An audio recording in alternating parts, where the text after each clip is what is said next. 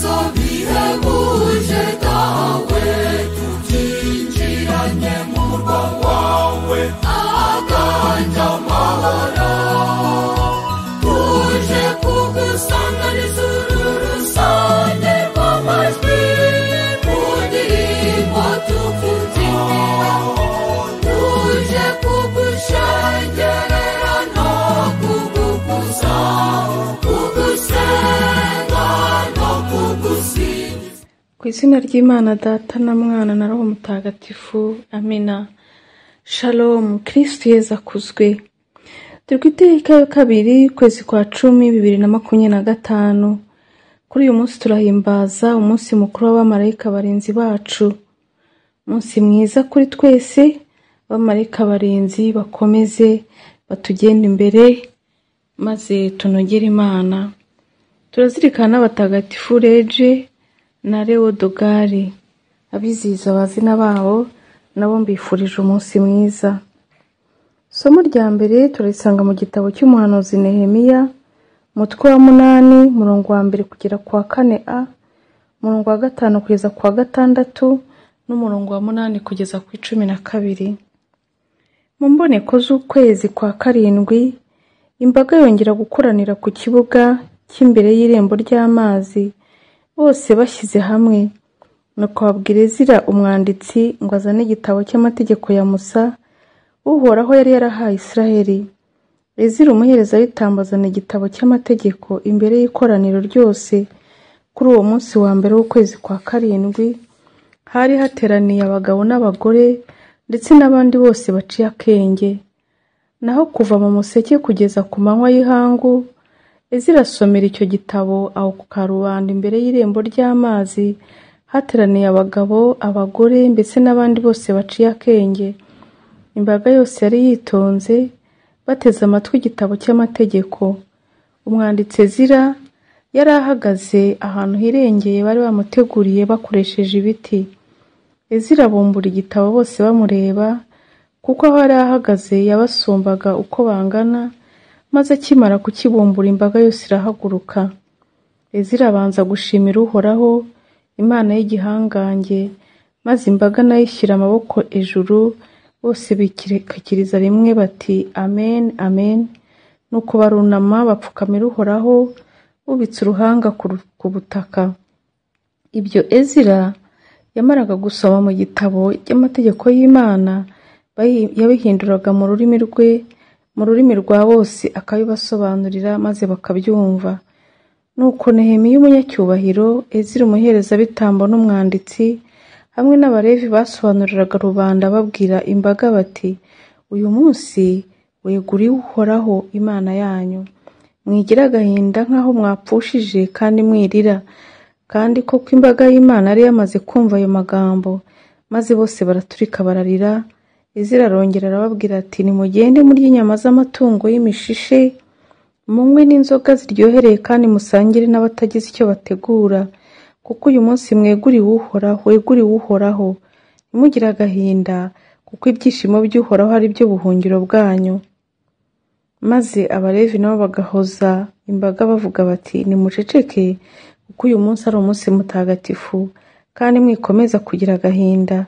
Nuko rubanda bose bajya kurya no kunywa, boherereza n'abatagize icyo bategura, maze bose baridagadura, kuko bari bumvise neza ijambo babwiwe.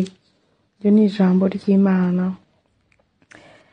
Aho Uhoraho ari nta gahinda kakwiye kuhaba. Aho Uhoraho ari atanga ubuzima, yewe niyo hari ibibazo atanga amahoro, niyo hari ingorane atanga ihumure. Icyangombwa gusa ni ukumva, ni ugutega amatwi, ni ugukurikiza icyo Uhoraho atubwira. Tugatega amatwi n'abatubwira, kuko dufite ab'Imana yadutumyeho, dufite abayobozi bacu, dufite abigisha ijambo ry'Imana, abepiskopi, abasaseridoti, tubatega amatwi. Ntabwo Imana ijya yidumbukiza ngo ikore ibinyuranye n'iby'umuryango wayo. Imana inyura mu nzira zisanzwe kugira ngo itugereho. Rimwe na rimwe tukazisuzugura kuko tubona zisanzwe. Izanyura muri uwo musaseridoti ukuyobora, inyure mu mwepiskopo ukuyobora, inyure no muri wa mukateshiste uciriritse. Niwumva amategeko y'Imana ntuzayahinyure kubera uyakubwiye. Niwumva ijambo ry'Imana ntuzarihinyure kubera urikubwiye. Igikoresho si cyo gifite agaciro, gifite agaciro ni nyiri bwite, ni nyiri ijambo. Uko rero Abayisiraheli babwiwe amagambo y'Imana bakayazirikana kandi bakabwirizwa kutagira agahinda, bakemera Imana ikababera ibyishimo, natwe tuyirekurire maze iyo Mana ituyobore ikoresheje abamarayika bayo yaduhaye barinzi bacu. Tujye twumva ijwi ryabo, tubumvire, kuko akenshi baratubwira ntitwumve, tukikatisha mu nzira zitari zo, mu nzira batatujyanyemo. Nyagasani atube hafi kandi adukomeze. Turazirikana Zaburi ya 18. Naho ivanjiri turayisanga kwa Matayo umutwe wa 18 umurongo wa 1 kugeza kwa 5 n'umurongo wa 10. Icyo gihe abigishwa begera Yezu baramubaza bati, mbese ubona ari nde uruta abandi mu ngoma y'ijuru? Ahamagara umwana muto amushyira hagati yabo, nuko aravuga ati, ndababwira ukuri, nimudahinduka ngo mumere nk'abana ntabwo muzinjira mu ngoma y'ijuru. Uwicisha bugufi wese nk'uyu mwana, uwo niwe usumba abandi mu ngoma y'ijuru.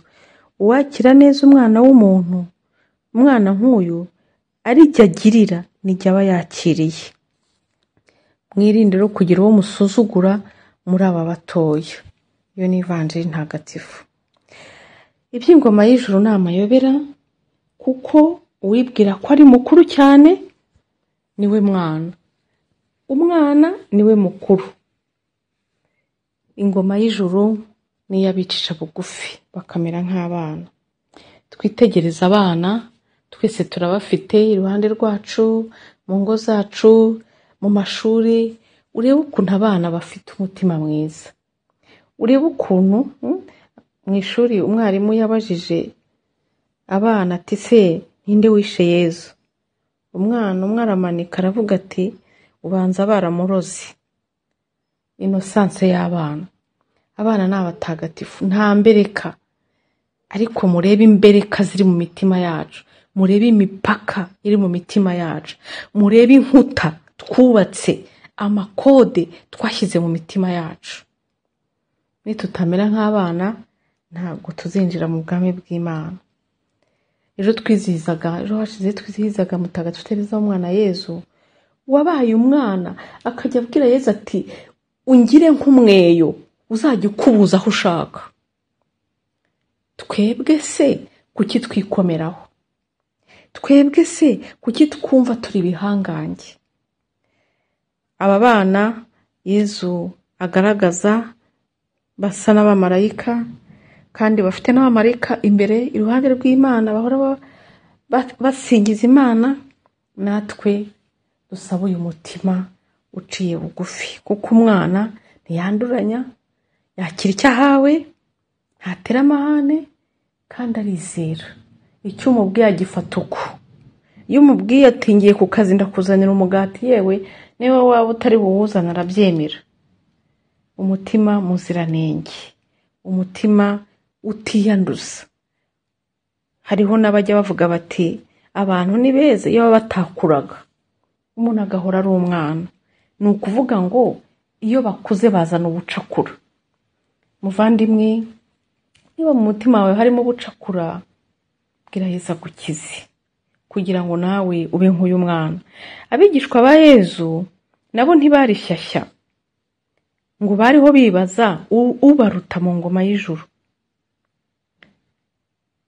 Babajije Yezu bati, ubona ari nde uruta abandi mu ngoma y'ijuru? Bivuze ko bari bahangayikishijwe no kuba bakuru, bari barihaye imyanya y'ibyubahiro. Nyamara ntibazi ko mu ngoma y'ijuru umunyacyubahiro arahaguruka agahereza abandi. Nibyo Yezu yakoze. Yezu yarahagurutse aza mu isi, yiyambura igishura, yuhagira, yoza ibirenge by'abigishwa be. Wowe se ugeze he? Woza ibirenge by'abavandimwe bawe, woza ibirenge by'abo mukorana, ugezeye. Usanga twishyira hejuru rimwe na rimwe tukibagirwa ko turi n'ibiremwa. Nyagasani aduhe guca bugufi kugira ngo natwe mu ngoma y'ijuru tuzahabwe umwanya udukwiriye. Umwana mutoya aba ari intungane, natwe dusabe ubu butungane. Kandi ngo ntitugire uwo dusuzugura muri bariya batoya. Abandi bato mudahwanyije icyubahiro. Burya gusuzugura undi ni ukwisuzugura ubwawe. Kuko ntuzi ejo aho uzaba uri. Uyu munsi ushobora kuba uri mu kirere, ejo uri hasi.